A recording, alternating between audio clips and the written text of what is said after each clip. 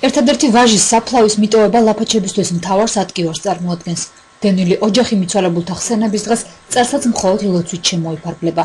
სათანადო პატივის მიგება და ის ტრადიციები, რაც ხეობაში ახსოვთ, ფიქრობენ, რომ თანდათან დავიწყებას ეძლევა. 21 წლის ახალგაზრდა ომამდე ერთი კვირით ადრე ავტოავარიის შედეგად დაიღუპა. ეს არის საშინელება.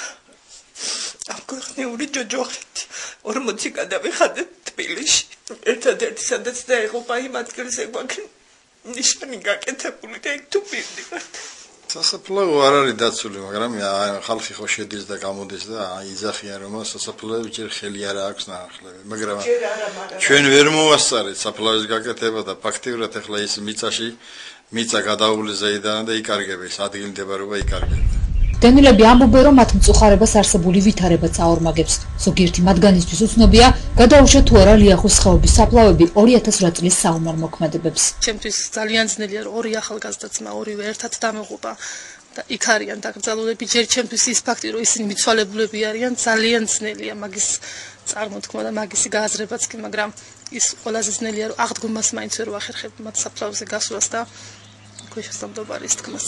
ხელისუფლებას ყველა იმ დევნილის სახელით, ვინც მარტო ამ დასახლებაში კი არა, საერთოდ იქნებ რაღაცა მოლაპარაკება მოხდეს ან საპატრიარქოსი, ან წითელი ჯვრის დახმარებით, შევძლოთ რომ საშუალება მოგვეცეს მივიდეთ ჩვენი მიცვალებულების საფლავზე, სანთელი ავანთოთ, კვერცხი დაუგრდოთ. ქართული მხარე მოლაპარაკებებში აყენებდა თუნდაც იმას, რომ რელიგიურ დღესასწაულებზე და განსაკუთრებით აღდგომის დღეებში მოსახლეობას ჰქონდა საშუალება, რომ მისულიყო თავის საფლავებზე და იქ შესაბამისი რიტუალი შეესრულებინა, მაგრამ ამისი კატეგორიული წინააღმდეგია როგორც რუსული ასევე ოსური მხარე. ეს საკითხი ისევ ღიად არის, ჩვენ ვაყენებთ ამას, მაგრამ აი მოდის მორიგი აღდგომა და კვლავ ანალოგიური პრობლემის წინაშე ვდგოთ.